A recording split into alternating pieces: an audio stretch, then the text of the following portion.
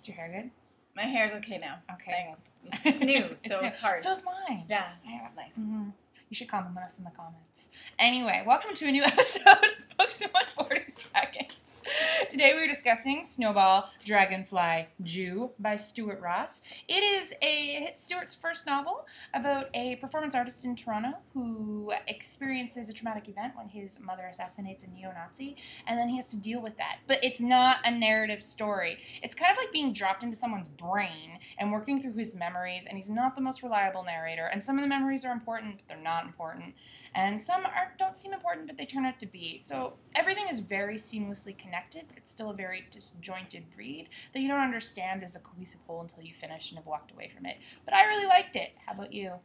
There's something really satisfying about going through and picking out these kind of common narrative touchstones. It's almost like he's spirographing, and it seems like things are going in circles kind of randomly, and then all of a sudden they start overlapping. And at the end, you have this really beautiful pattern that you didn't expect at all. And I find even Stuart's sentences are that way. They're actually quite circular in themselves. The lovely use of repetition. He's a wonderful writer.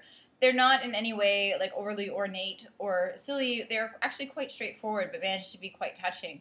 And Erin talked about narrative and what happened, and we're not even sure what happened. As you said, it jumps around. Did his mother shoot a neo-Nazi? Maybe she didn't. Maybe. It has this whole the back of the surrealist book bent says it does, though. To it.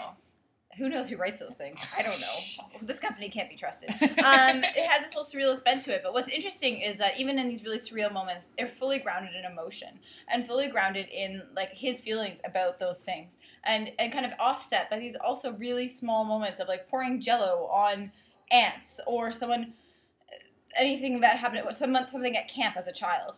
Yeah, he's really adept at adding poignancy to a moment where you don't think you would expect it. And I also love how he manages to personalize and personify things in a way that adds a new element to each of the narratives. Like the first sentence of this book is simply fantastic. To its surprise, a bullet sailed out of the gun. My mother clutched unsteadily in both hands, and a moment later, the big man's yellow hard hat leapt from its thick head into the air. It's funny. It adds so many layers of mystery. It's about nothing and yet everything. And I think it encapsulates what this book is about, and I strongly recommend it. It's a cute little short book. It's a perfect commuter's book. All these wonderful little vignettes you could read independently and then just connect them later. I read it on the subway. It kept me awake. That is a huge ringing endorsement, friends. No coffee if you have this book. None at all. Not required. Mm-hmm.